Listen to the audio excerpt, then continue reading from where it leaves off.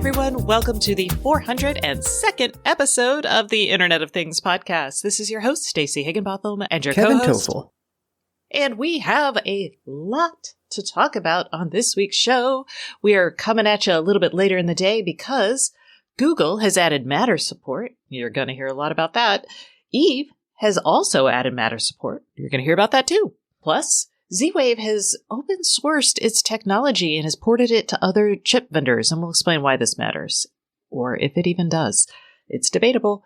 We'll also be talking about how the Russian-Ukraine fighting has changed the equation utterly for smart energy use cases and how cool that is.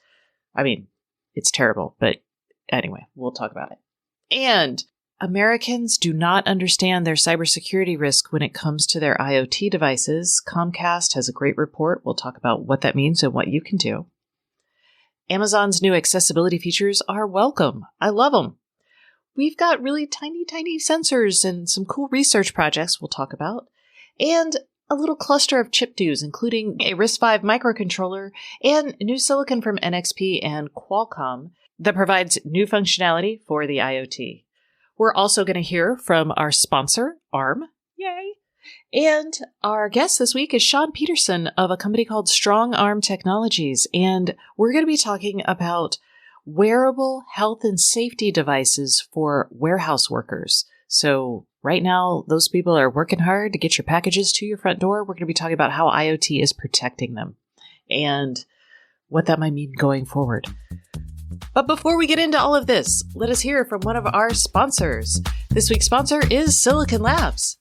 Silicon Labs is a leader in secure, intelligent wireless technology for a more connected world.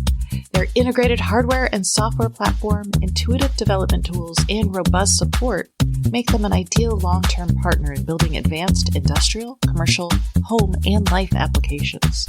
Silicon Labs makes it easy for developers to solve complex wireless challenges throughout the product lifecycle and get to market quickly with innovative solutions that transform industries, grow economies, and improve lives. Learn more at SciLabs.com.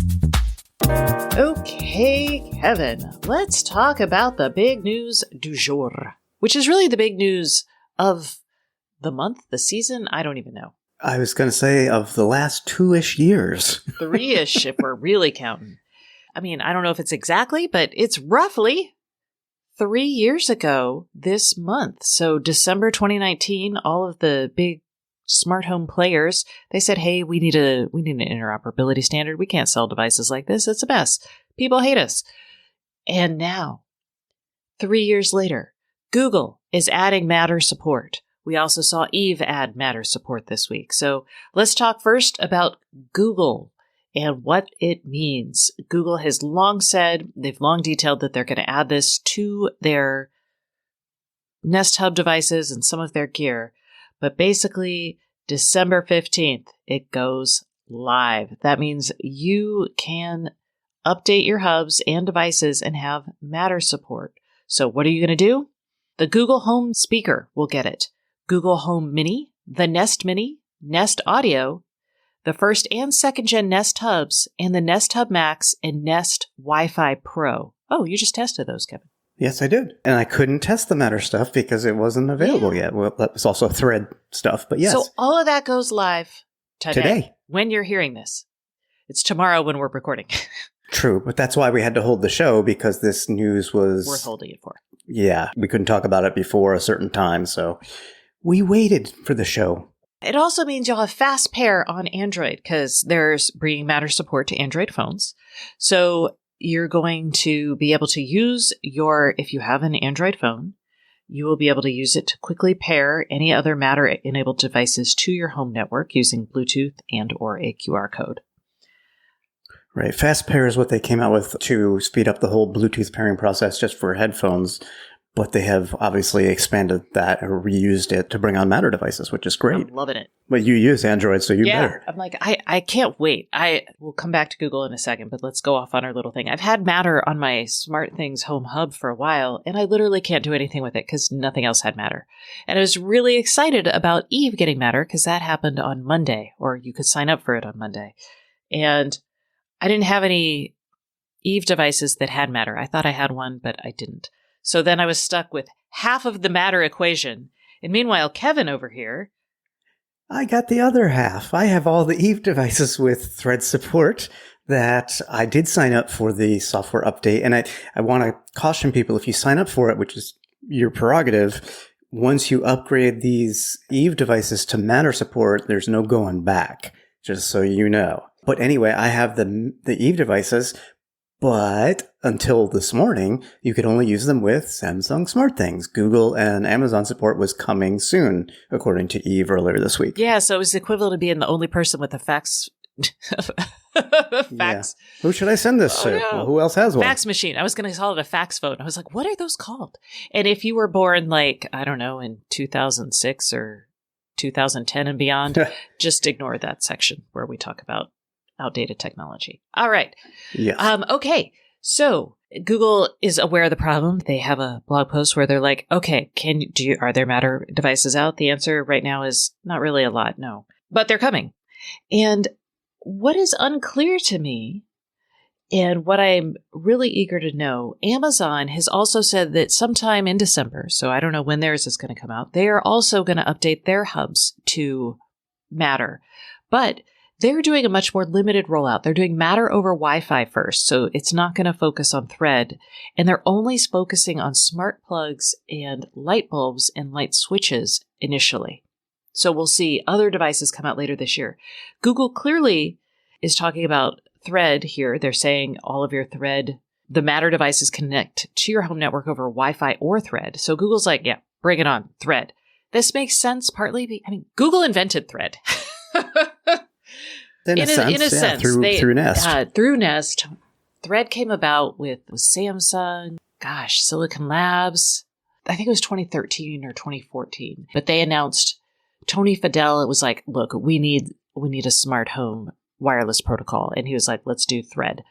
And the functionality there is like sending little bits of data. It's not battery intensive. It's a mesh. It does come out to IPv6, so it comes out and speaks directly to the internet. You don't have to go through a hub. All of those are still part of Thread today. Obviously, the Thread that we talked about all the way back in 2014 has, changed a little bit, but we've said this before. I'll say it again because I bet things will break. This is a big testing moment for Thread because it has been in existence and used, like versions of Thread have been used for a little while in the smart home. But Matter is going to take it to like the level of Wi-Fi in a very quick amount of time. And that is going to be really interesting to see where things break. And I have no doubt that they will because, And that is why Amazon is taking its time doing a slow roll here, because they have over 100 million devices out there and they don't want to break 100 million devices. So they're starting with the easiest things first and using Wi-Fi first and seeing what they can learn from that. And then they said early 2023, everything else will follow. One thing that's not in here, if anybody does do this update on their Google devices, no multi-admin experience yet. That's coming in 2023. Google says they partner with Samsung to do that. And we've had a lot of questions on that. And we've shared our thoughts and we've tried to get answers on that, but it's kind of been a moving target on what the experience will be like. So if you're looking to test that, you're not going to be able to just yet. And multi-admin is basically where you can add things to Google and then they'll show up in Samsung or show up in Amazon, and then you'll be able to control it from any of these things. So it's basically... Or even HomeKit. Or HomeKit. By the way, Google says that they're going to enable more Nest devices with Matter and add iOS support in the new year. So right now, if you are on HomeKit or an iPhone, you are not going to be able to use the Matter fast pairing. You are also... you can still control devices if you have any. Like, basically, you can control your Eve devices through your Google Nest using Matter. But that's kind of all you've got right now. Okay. Big, exciting things. And this means we record this on Wednesday. We don't have this yet. Kevin just got his Eve stuff. We have yet to try to do this. But I encourage you, because you can't go back, Kevin is going to try it out, experience it, and put it in the newsletter on Friday, which means don't do anything until Friday. Because then you can, Kevin will break his devices so you don't have to break yours. Let me bork my smart home so you don't have to. It's a service we provide. It's what we do. No, I don't mind. I've been dying to try this. And I mean, even with the Nest Wi-Fi Pro, I couldn't test it. And that's getting a software update to enable the thread. And, so there's lots of things to be tested right now. And because this is all new, we should be testing it and sharing that information with you guys. Yeah. So Friday morning, newsletter. You can sign up at stacyoniot.com/newsletter. It's free. And then you'll know if your device will die or not. I hope it doesn't, Kevin. If it blows up my router, there will not be a story, just so everybody's clear. No, I'll take dictation. You can call me on the phone. It'll be like 1940s movies. And then I saw this screen. Oh, thanks. Yeah. We'll courier that over. Okay. Mm-hmm. So that's the exciting Matter news. Let's talk about some exciting Z-Wave news. I know, you're like, what? There's no such thing. Is it exciting? Okay. I don't know. I'm curious what you have to say on this one. Z-Wave, for those of y'all who may have forgotten, is a smart home wireless protocol. You are encouraging the wrath of many, many people right now. People love Z-Wave. Dude, it worked. I loved Z-Wave. I know. Like when I started covering the smart home in 2013, I got on the Z-Wave bandwagon because Zigbee at the time, it was so weird. You had to have the right kind of Zigbee, but Z-Wave always worked. Maybe not all the features were supported, but it always just worked. Anyway, so Zigbee was a mesh. It was a low power mesh network for smart home devices. And it was used in lots of systems. And people love it. And they love it because even today it still works. But a lot of big companies did not want to put Z-Wave radios in their devices as the smart home expanded because they were like, there's only one company that makes these chips, and I don't want to be beholden to just one company because then they can charge me crazy money, or what if there's supply chain issues, blah, blah, blah. So that stymied Z-Wave. So today, actually this week, Silicon Labs basically ported Z-Wave over to another chip vendor. And there is now Z-Wave has open sourced their stuff. Now, Silicon Labs had open source parts of Z-Wave in the past, right, Kevin?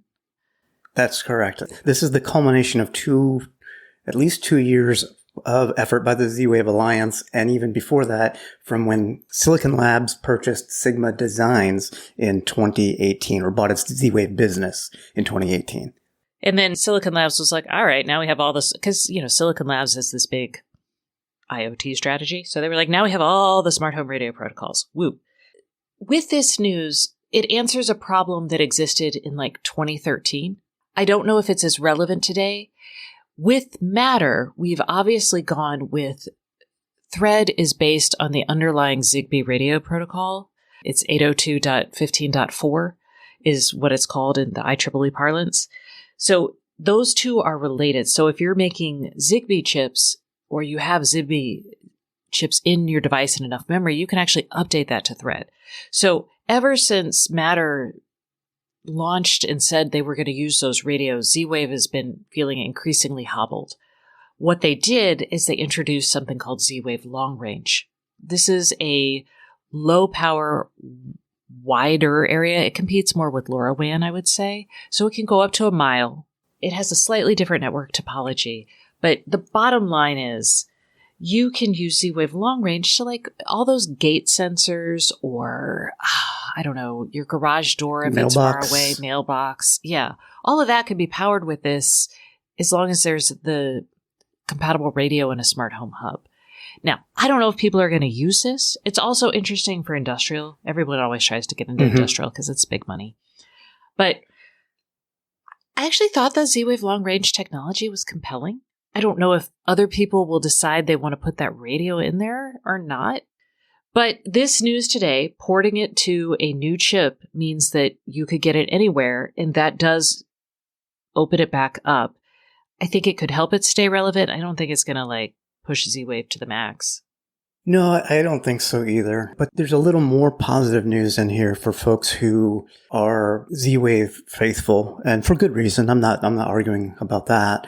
Silicon Labs did introduce something called the Unify SDK, and that will allow device makers to create or integrate Z-Wave and Matter with Thread or Wi-Fi in hubs, bridges, gateways, etc. So in a sense, you get the best of both worlds because you don't have to pick either or if these devices and bridges come out. We'll see if it happens. I don't know, because there's been so much momentum for Matter and Thread. And the rollout will go quick, even though we've waited 3 years. Yeah, it feels interminable now, but Right. Like there's a metric crap ton of devices that will be getting updates over the next, say, 3 to 6 months. Again, Amazon, 100 million devices. They said early 2023, they will have all their stuff updated. So that's big momentum. So I don't know what device makers will do with Z-Wave news. I don't know if it will change anything for them. It's not too little too late. It's what people wanted several years ago.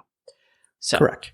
But, hey, there are lots of people who love Z-Wave still out there, and I can see. And we will hear from them. Yeah, we will hear from them on this. There could be room for a niche device. I mean, sure. All right. Let's talk about Europe. We knew this was coming, but now it is the depths of winter, and people don't have power, they don't have heating oil, they don't have natural gas, and all of that is because sanctions against Russia for their invasion of the Ukraine this year. Was it February? Back in February, March of this year. I can't believe it. I mean, geez, I know, but anyway. I know. So, because of that, one of the things that I thought was going to be a big trend this year has actually turned out to be a big trend this year, which is energy management really hitting its stride. And I obviously did not anticipate a war in Europe driving this, but okay. And we're starting to see mainstream coverage of smart devices that help manage energy. So I just picked up a Bloomberg article from earlier this week. This particular reporter was excited to install thermostat regulators. So in Europe, they've got different heating. So it's not necessarily just one thermostat. You usually have to do a knob on your radiator, or multiple thermostats. More room focused or device focused as opposed to, a whole home kind of thing like we do. Yeah. So this reporter explained that his heating bills for his London flat have climbed 150% in the last year, which is crazy. So it suddenly became worth it for him to go buy 5 smart home thermostat controlling devices. And now in November alone, he saved $81 a month. Compared to the prior thing. He's using about 30% less energy. Now, I don't know if he's working inside the home, and because he's got room by room heating, that makes sense. Like if I could only heat this room, it would be much less to heat my house. Oh, yeah. And this is an interesting thing. I will also say, if you have this scenario, you could look at plugging in a space heater into a smart outlet and controlling it through, you could actually, now with Google, because you'll get the Google Home routines, you could actually say if a sensor reaches this temperature, turn the space heater on instead. You can measure how much energy your thermostat or the heating system is using as opposed to a space heater, and kind of make those calculations yourself if you're feeling nerdy. We are actually in the process of shopping around for some infrared space heaters. And I will probably do exactly what you just said. And the reason we're doing it is, we have a 4-bedroom townhouse, and at this point we are now empty nesters, and it's just me and my wife. Yes, we work at home, so we have our offices. But we just use the 1 bedroom, 1 main room to watch TV, and the kitchen. We're heating the whole house because we have a central HVAC system when we're always in the same room. So it's kind of pointless.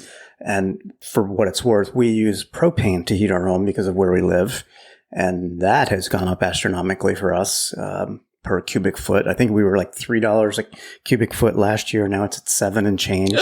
So yes, the bills are outrageous. And I understand why. I'm not complaining, but I'm going to do something and add some smarts to it to mitigate that. Yeah. So some technologies that might make sense. We mentioned space heaters attached to, I would use an energy monitoring plug. Eve has some. Wemo has them. I have an energy monitoring plug, yes. They exist. This way you can make sure you can actually track the energy usage and see if it's more efficient than heating your whole home, is basically the thought process there. Smart thermostats are great. You can also, like Ecobee, and I think Nest actually has this too, you can use sensors throughout your house and prioritize the temperatures based on certain temperatures and certain times of day. So and if somebody's there. Yeah. So you could actually have a sensor in your office, and be like, look, if someone's here, heat it to this level. Although that's really inefficient because it's going to heat the whole house. Correct. Don't do that. Which is why I don't use it. Right. Exactly. I was just going to say. That's wrong. I don't have one of those sensors. The only sensor I have, other than the main one in the Ecobee, I have a remote sensor that's in the bedroom. I know it's inefficient, and it's not like I set the heat that high overnight. It's probably like 66 degrees or something. But that's just so we don't wake up and, to icicles on the ceiling. We set our nighttime heat to 62. Yes, well, we're colder than you are. Okay, that's fair. Yeah, let's not go there. You'll start hearing about my, I want to move again. Moving on. Smart plugs, smart thermostats, and look at smart water heater things because you can save a lot of energy by setting your water heater lower. We actually did a whole Q&A on this at some point in time. I use an Aquanta is the device I use for making smartly using my water heater. And I will say coming into CES, I've done a couple briefings. We're going to see a lot more energy management features and ways to handle energy management, even new devices and services coming out of CES for this. So this has sparked a real change and I'm excited. Okay, moving on. Let's talk about security because y'all are worried about the wrong things. Mm-hmm. First, the good news. A lot of y'all are at least aware of many issues like cyber. So people are aware of phishing. People are aware of malware. People are less aware of things like DDoS attacks. And you know what? That's fine. That's okay. Drive-by. By the way, this is from Comcast.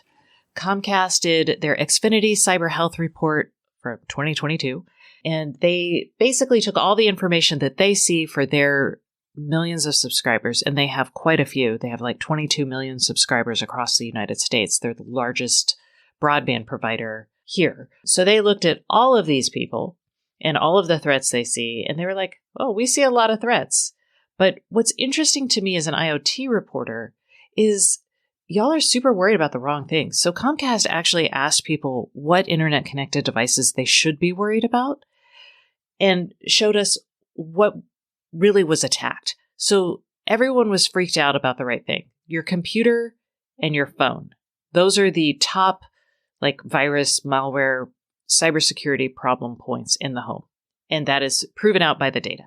Followed by everyone else was the worries were oh, next is my tablet, my smart TV, and my voice assistant. I actually got this sort of right because I was actually it's the true threat is to your generic IP cameras that are connected to the internet but are not secured, especially the old ones, and old storage devices and NAS storage devices. Those get attacked a lot. Half as much time as the computer, but still quite a bit. I mean, they put out the numbers a computers were they recognized 300 million threats. Your unknown storage devices, 150 million, and your generic IP cameras, 224 million. But then as you keep going down what was actually attacked, what I don't see there are things that were high on the respondents list, such as your voice assistant doesn't even register on the list of attacked devices. And the lowest one is an Ethernet switch with 2.3 million threats recognized. So nobody was worried about that. People were also worried about their robot vacuums, their kitchen appliances, their smart hubs and smart printers. Baby monitors. Here's the thing. There is an issue here with the definition of hack. I don't think Comcast is counting things like passwords getting stolen and having been reused. So some of the popular camera hacks recently, not all, but some, have been things like your password, password 123. Your password is either sucky or it has been stolen and posted on the dark web and people have found it and then just started putting it into. I don't see how they could track that on their network because you're getting the data from a third-party source and entering it in as if you were the owner of that password. So they couldn't possibly calculate that out. It's not exactly wrong, but a way to solve your baby or pet monitor worries is to actually just use two things. Use fresh passwords for everything. And two, use multi-factor authentication if it's offered. I only buy devices. If it's a camera, I only buy devices with multi-factor. I'll be honest. They should be doing that. And is it less convenient? Yeah. Yes, but that's how you have to prevent those hacks in quotes. Anyway, so I want to note that there's kind of a language and an understanding gap here. Through no fault, no one needs to know the ins and outs of cybersecurity. God help us if we did. But the things you're most worried about are not, you actually can do a lot to solve that. And I actually wrote about this in the newsletter. I wrote about how I think about a lot of these things, and I think that's worth noting. The other thing is people are not worried about their external hardware and storage devices when in fact they should be. Only 8% of people were worried about those. And that is literally the number like 4 and 5 devices. Most attacked, yeah. We get a lot of questions, and we've covered this forever around segmenting networks for your IoT devices and such. And it's not like we ever said don't do it. We've explained how different ways to do it and what devices you can use to help you do it. But I don't do it. And after reading this, I don't think I'm going to do it. I don't think I need to do it. I don't do it either. And I don't do it because it's incredibly complicated. It can break things. It's no longer a set it and forget it. It is a constant management thing. And I don't want to be like the network management person of my home, even though I already am. And it's also takes away a huge convenience factor depending on how it's set up. If you're not connected to the same network as your devices, you have to switch networks on your phone to control those devices. I don't want to do that. So this is a good report. We'll link to it. It's worth perusing. Maybe it'll make you feel better. Maybe it'll make you feel worse. It really kind of depends. So shorter news bits. Let's move through the Echo Show. Now, Amazon has rolled out some Echo Show accessibility features, and I love Amazon's focus on accessibility because they are adding caption settings for people. My child has a sensory processing disorder, so has a real hard time listening to things and processing it quickly enough. So closed captions are their best friend. They've got new gestures, so you can let you dismiss timers with a gesture during cooking. That's helpful even if you're not, having any sort of accessibility issues. Those are kind of the big things. And I'm excited because I feel like I've had waving gestures for my Google devices for quite some time, thanks to their Soli radar chip. And now I've got that on the Amazon Echo Show devices. So yay. Okay. This came out last week, but it was too late for us to talk about. Alarm.com has announced what they call smart arming. This has nothing to do with AI. This has everything to do with paying attention to multiple sensors. And the reason I'm focusing on it is because we're going to have this capability now thanks to Matter, because more systems are going to be reading the sensors you already have in your home or have the ability to read it. So what Alarm.com has done is they're using this to eliminate false positives of an alarm going off. So it basically says, look, if you open your door early in the morning and it feels like, oh no, the door is opened, sound the alarm. But if its motion sensors have figured out that you're moving inside the home, then it won't wake everybody up. It is basically going to be like, oh, hey, they're usually doing this at this time of day. They're running a little late. I will wait before I arm the system to wake everybody up. Again, this is basically don't wake everybody up.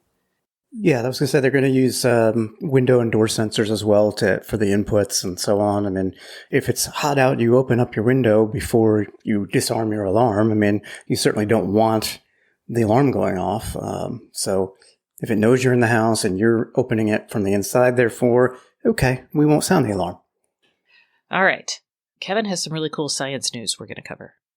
Well, I thought this was cool. Actually, I almost skipped it, I'll be honest, because here's the headline. Tiny sensors created by Irish scientists could help farmers cut pollution. I'm like, oh, another ag tech IoT thing, more sensors in the ground. Okay. And it's true. That's what it is. But what's cool about this, and these are scientists at the Tyndale, I may get it wrong, National Institute at University College Cork, they've created farm sensors that are literally half the diameter of a human hair in size. That's freaky small. And what they do is they bury these in the ground. The sensors get data about the soil's nitrate levels and share information using Bluetooth.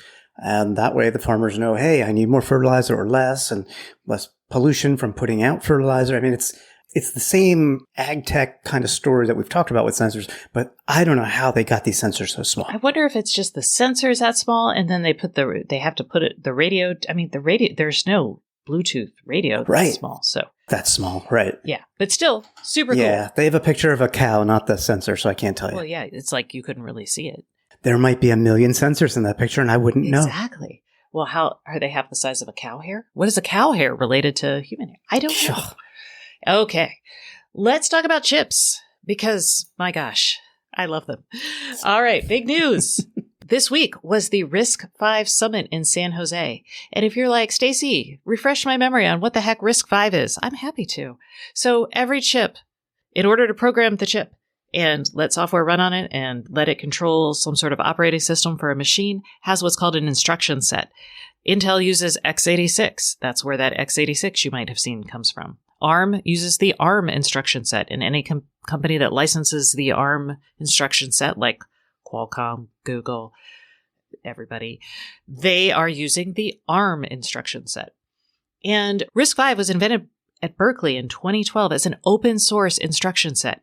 And you're like, what? What does that mean? That means you don't have to pay license fees. But it also means that it's open source hardware, which means you can adapt it. So RISC-V has been slowly coming up, and companies have been using it for quite some time. Western Digital's been using it, so has NVIDIA. Lots of companies. Microsoft is even using it now. I'm sure everybody, if you're making chips, you're definitely playing around with this. But now we are seeing it hit not quite the mainstream, but more mainstream.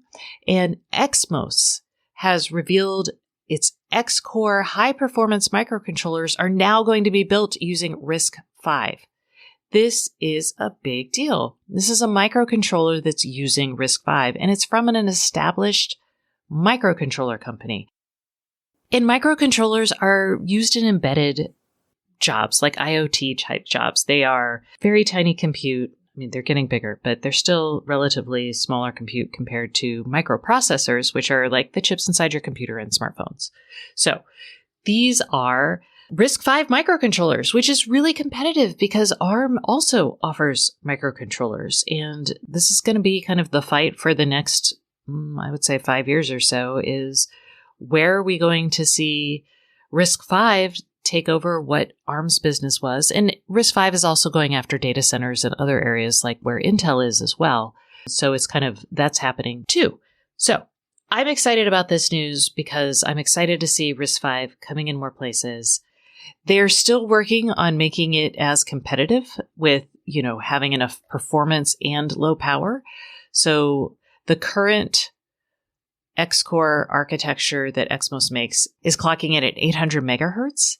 Their focus on the new RISC-V version is going to be focusing on getting the power down to a place where it could be in battery applications and wearables. So it's not quite there yet, but still cool. Speaking of chips, NXP, and speaking of Matter, we're going full circle this show. NXP has expanded its Matter portfolio. So they have a bunch of new devices that'll help you use Matter. So they're saying, I'm not going to fact check them on this, but they're saying they have the first tri-radio wireless microcontroller unit with Wi-Fi, that Bluetooth, supports Zigbee. Yep. Oh, or Thread.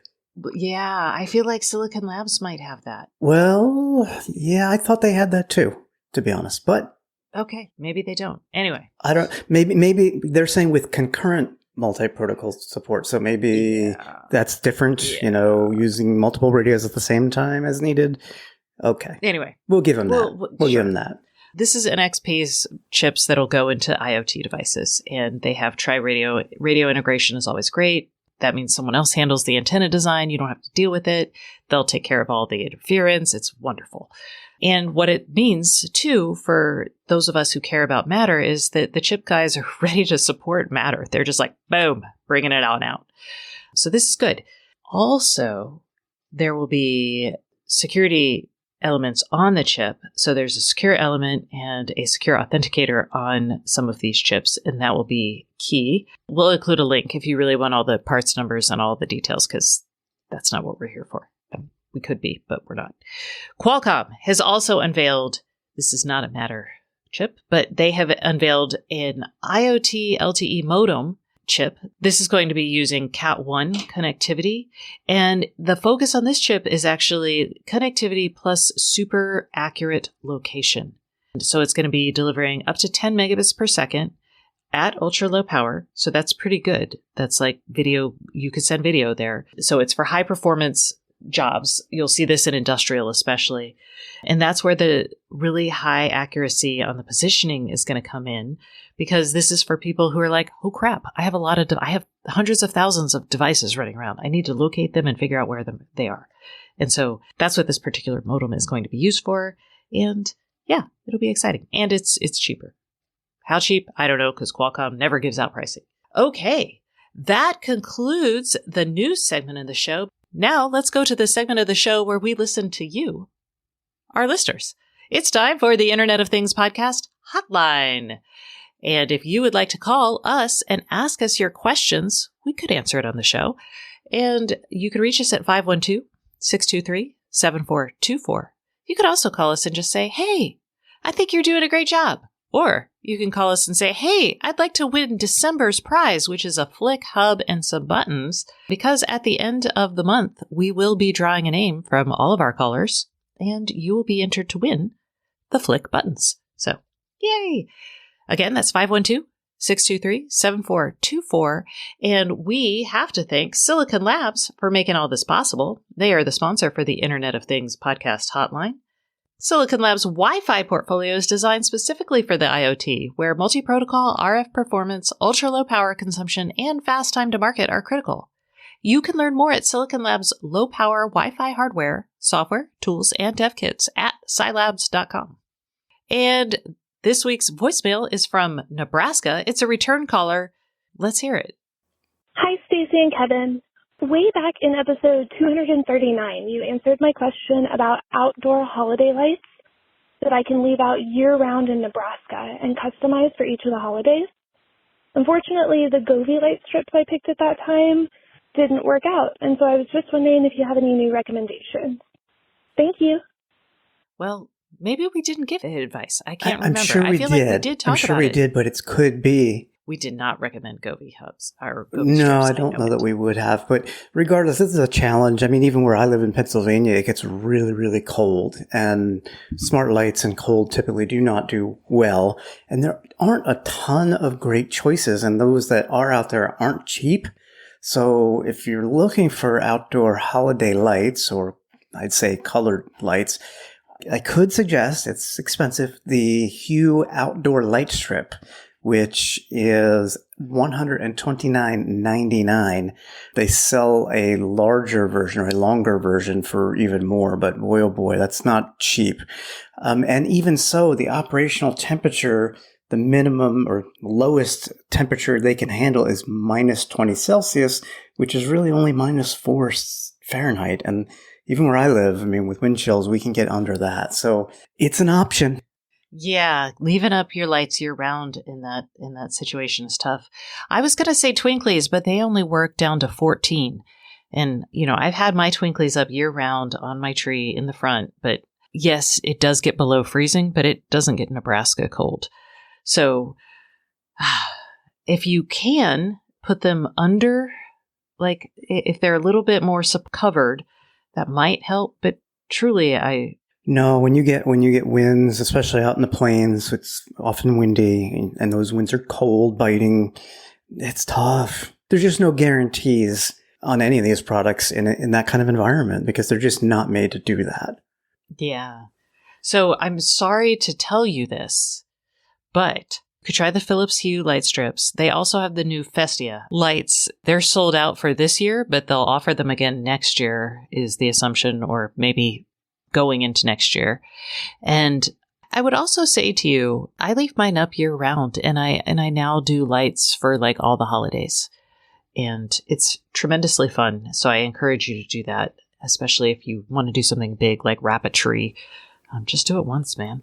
And do it when it's warm. Yeah. Wait until you can buy the lights that you want, and then do it when it's warm, and then use them year round. Because a lot of these multicolored lights, when they come with the recipes especially, it's pretty cool. Like the twinklies, and they have mapping with Philips Hue. You can download recipes with twinklies. You can download like lighting recipes. Mine are flashing up and down like a candy cane right now. I would not want to be your neighbor. That's all I'm going to say. My neighbor can't see my tree. It's so far away. I live in the middle of the woods. Not really, but it's close enough. All right. So I'm really sorry. Try this. Let us, and call us back. We'll be here in 2 years. You can call us back and let us know if they last a little longer or not. Yeah, these are supposed to last for 10 years, according to Philips Hue. Yeah, we'll see. You can send them back, but they might be like, Nebraska? No, thank you. Okay. If you have a question and you would love for us to answer it and or be entered to win the Flick Buttons Hub and Flick Buttons, which will get Matter support, you can give us a call at 512-623-7424. And that concludes this segment of the show, but please stay tuned for our guest, which is Sean Peterson, the CEO and founder of Strong Arm Technologies. We're going to be talking about warehouse workers and outfitting them with sensors for their health. But first, a message from our sponsor. This week's sponsor is Arm. Hey everyone, we are taking a quick break from the Internet of Things podcast for a message from our sponsor. And this week's sponsor is Arm. And I have Mary Benyon here, who is Director of IoT and AI Ecosystems at Arm. Hello, Mary. How are you today? Hey, I'm great. Thanks for having me. Excellent. So, Mary, what is Arm doing in the IoT? Arm is focused on empowering our partner and our software developer ecosystem to thrive and excel in unlocking the opportunities of the IoT. We're focusing our efforts on three key areas. Firstly, Arm has the largest computational footprint on the planet. Our partners shipped over 29 billion Arm-based chips in 2021. Around 70% of these were designed for IoT and embedded applications.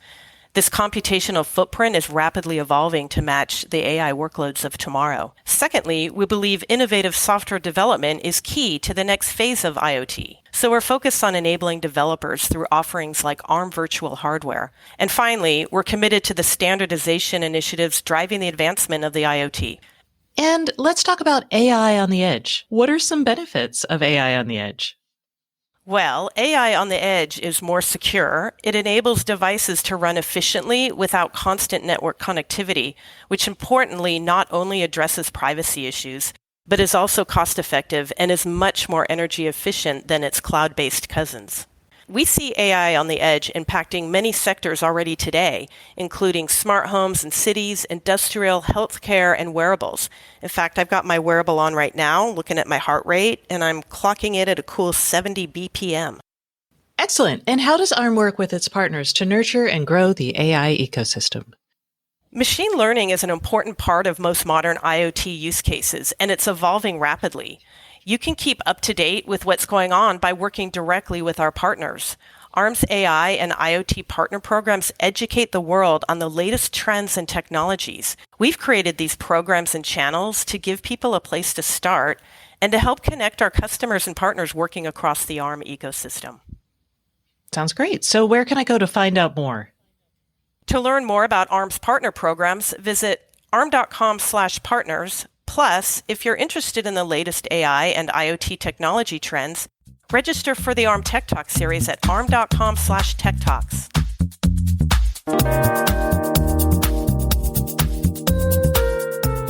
Hey everyone, welcome back to the Internet of Things podcast. This is your host, Stacey Higginbotham, and today's guest is Sean Peterson, who is the CEO and founder of Strong Arm Tech. Hello, Sean. How are you today? I'm great. Thank you so much for having me. I am really excited. This is, let's call it holiday appropriate, mostly because we're going to be talking about warehouses and how to help warehouse workers do more without as much injury. And this is the time of year for that. So why don't you start off by explaining what Strong Arm Tech does?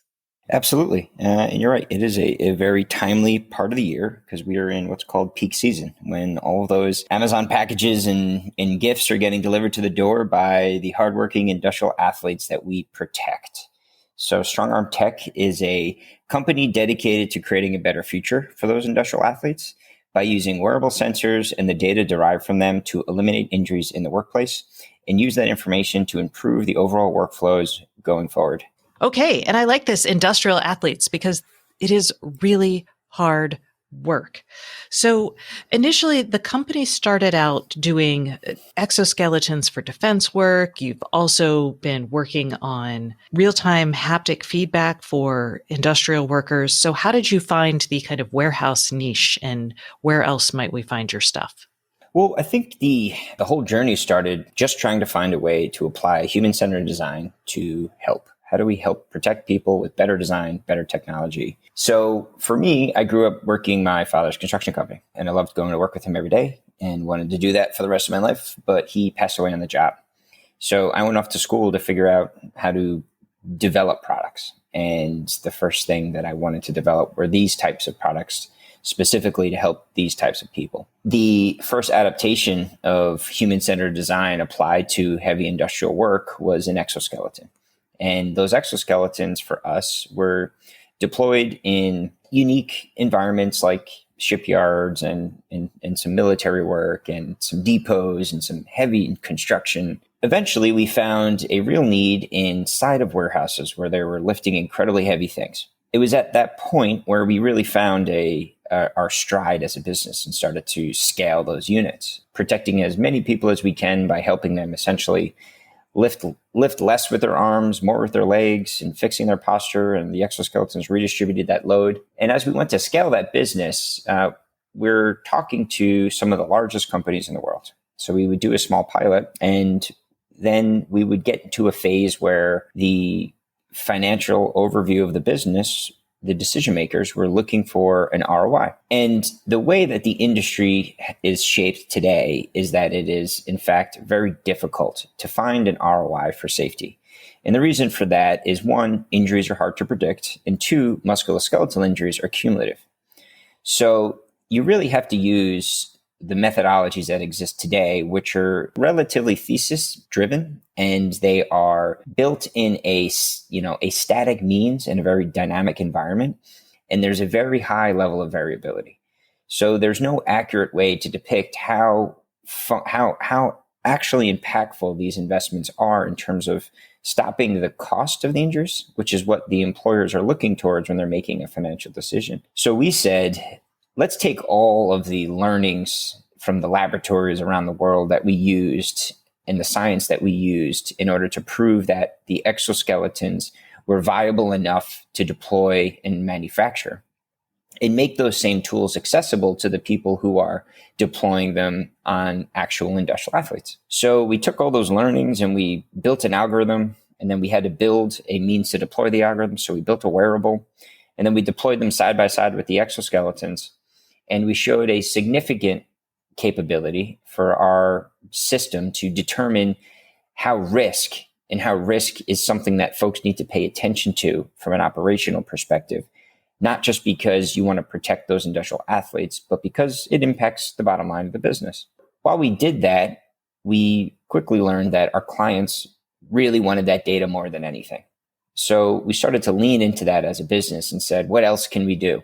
And we said, let's pack more information garnering activity inside of it, and let's deliver real-time alerts to help actually stop injuries before they happen, not just assess them. And with that was born our new Flex sensor. So it's a device that is worn on the hip, the chest, or the back of an industrial athlete, and it's sensing all of the risk that someone is going through in a manufacturing or warehousing or a logistics environment. And as that sensor picks up risk that it sees, whether it be you're about to move into a moving object, get too close to machinery, or hurt yourself via musculoskeletal injury, it's going to deliver haptic feedback as kind of a little heads up, something's about to happen. Out of that, we've been stopping injuries now at a rate of over 50% year over year. What makes y'all special? What makes you different from other companies who are also pitching this? What makes us special is that we get the entire company involved. That's because of the quality of our data.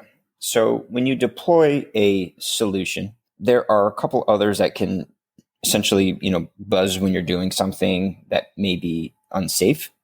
For us, what we do is we take the approach of applying that methodology much more granularly and then adding it to a time series database. So what we're able to do is determine ways to not only improve that individual over time. For years and years, we can help them stay on top of their game and find new ways to coach them through. But we also find ways to help the operations improve. So we'll come up with a scenario and deliver it via our data science team to operators. And what we're looking for in our relationship with our customers is a win-win scenario, meaning that we can save you X amount of injuries if you take on this type of approach. And then what we'll promise you is that this type of approach will not only pay for itself in the injury savings, but it'll also help increase the workflow and productivity of the workforce while also making it easier for them. And that's a hard thing for someone to believe. And for the last 6 years, we've been doing it now at scale. And for us, the differentiating factor is the quality of that data, the capability for us to scale these sensors, and our ability to deliver the right information to the right stakeholders to do one of the most important things ever, which is create a positive safety culture. This is a little troubling to me to hear that, safety requires an ROI, possibly because I'm just like this sad, naive person who's like, shouldn't lives just matter for, just being people? Shouldn't we care about our workers regardless? But I do think y'all have really interesting data showing how there is actual harm from working someone too often. And I would love for you to talk about the cases that y'all have deployed the sensors and looked at what happens when someone has achieved their 100% for the day and what happens when you push them beyond that. Yeah, sure. So the common theory is that safety is the enemy of speed, right? And we want to abolish that idea. We have deployed in this systematic approach to getting all constituents in the value chain to care about safety in a very high-paced environment in order to combat that. So the way that this program works, and we've done this at a few clients now, is in pick work, where you are doing selections, you're filling up your order, and you are doing pick and pack work to a quota. And at that quota of 100%, you are eligible for incentives for every single package that you pick over that 100%. So just to incentivize speed. So we did a study for our clients to say, hey, I know you think that is making you more profitable, but what's been missing from your equation is the real cost of the injuries. And we're entering that equation saying those are people, but let's just meet in the middle and say that that costs you money in the long run. So we extrapolated that data by comparing the injury rates at every percentage increase above that 100% quota. At 102%, 103%, the injury rate increase cost was comparable to the uptick in efficiencies for package delivery and demand planning. But every single percentage point above that, it was 10 times more expensive, 10 times more likely for someone to get hurt. So much that the organization would have actually been more profitable if they stopped their shift at 80% of their total pick criteria. So we were able to revisit that same those similar locations with this approach where we said, design your pick schedules and design your demand planning based on what people are capable of doing without hurting themselves, without pushing themselves too far to the point that they break. And everyone's a little bit different. Some people are slightly more capable. Some people are more seasoned and trained to be able to move a little faster and to lift a little longer. But the others shouldn't be held to the same criterion just because of a demand planning. So we revisited the way that they incentivize, and we said, let's just give everyone enough time to complete their shift. And at 100%, you can send everyone home with a full day's pay. So the workers that were working extra fast were now going home 2-3 hours early. So they were happy, they were healthy, they were safe. And the workers that took a little bit longer were finishing their day on time, but they weren't really pushing themselves to the limit and hurting themselves. So the result is the ones who go above and beyond are incentivized because they have a few extra hours left in the day for themselves. And a lot of these individuals work 2 jobs. A lot of them, everyone has kids. Sometimes these are night shifts. It's an extra few hours of sleep. There are all the benefits of a better work environment for them. And for the others, it was not going home hurt, not having as much stress.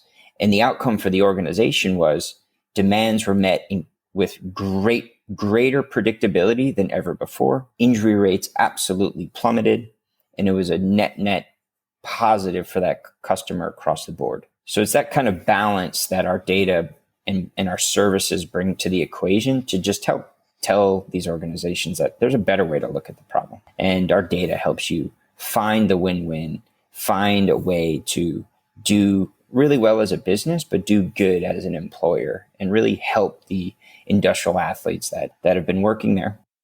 So there's a couple of things I want to pick apart here. And one of those is the idea that this data is individualized per person. So when we talk about getting to 100%, are we talking about getting to 100% of a defined quota, like everyone must pick 100? Or is it 100% of what the algorithm thinks this employee is capable of?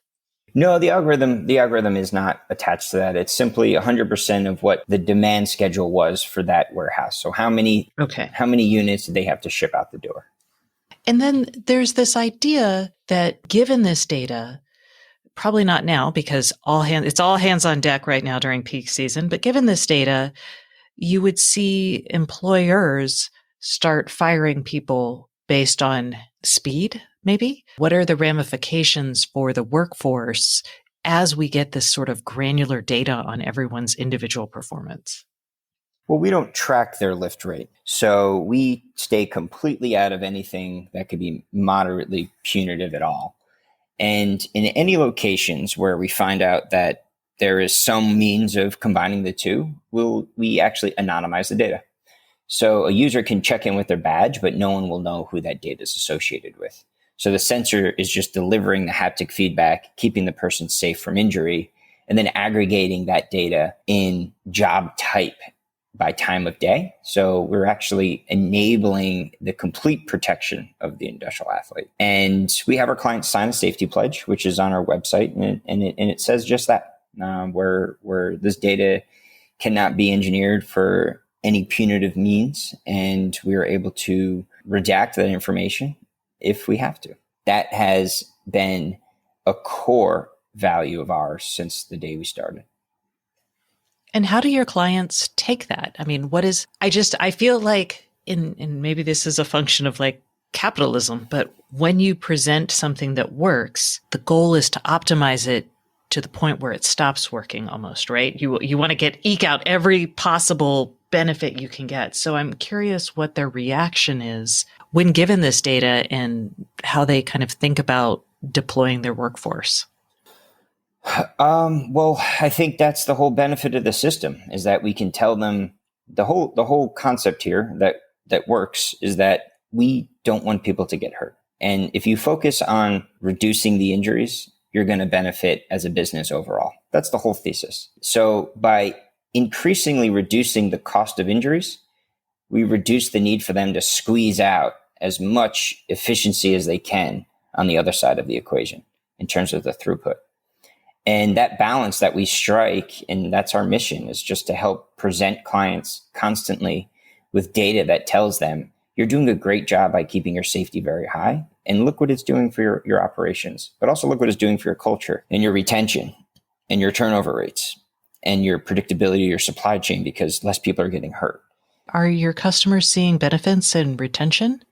Yes, we increase retention by about 15%, and then we reduce injuries on average of 50%.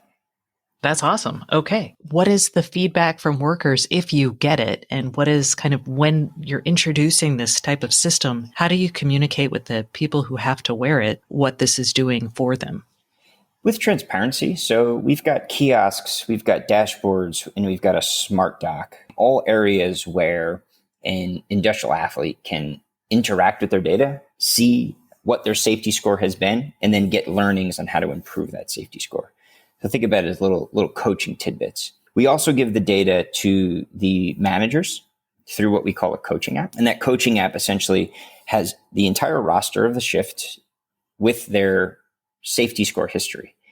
And it simply has the data that says how someone has been performing against their job types and against their tenure. The best performers are offered rewards, and the performers with the lower safety score are offered coaching moments. So there's meaningful means to intervene. So a manager can say, hey, I see that your safety score has been dropping. What's going on? And it can be a myriad of things that we implement in terms of questioning. So is it because this new job is brand new to you and you need some training? Is it because you're working too long of shifts and you're just incredibly fatigued, or maybe you're working another job? Any one of those scenarios, we can help inform the operator to look for new ways to manage that person's schedule. And in the third place, it's about pain. So are you feeling soreness, fatigue, pain? Are there ways that we can help you recoup? Can we intervene early and have you talk to an athletic trainer or a physical therapist. Things that we can do by collecting this data enable us to get way upriver of an actual injury happening. And that's the systematic cultural approach that we are leaning into the hardest, because that's the place where you really start to change an organization's behavior. It's keeping safety top of mind. Okay, and last question for you. Right now you're working with logistics, warehouse workers. This seems like technology. I feel like when I was a new mother, this would have been really helpful because I actually hurt myself while rocking my child. So where might we see this technology deployed next? Where does it make economic sense? Where does it just make sense for better safety? So for us, it's a matter of just simply being able to train the system. So we have engineering days where we timestamp what are the riskiest movements, and then we train our algorithms and then program the sensors based on that function that is risky, and we're trying to navigate around the risk. Next steps for us are heavier manufacturing, remote work, logistics carriers versus just the folks in the logistics factory. So truck drivers, construction workers are all areas that we hope to continue to expand our mission into. Awesome. All right. Well, Sean, thanks so much for coming on the show today. Absolutely. I really appreciate the time. It was great talking to you.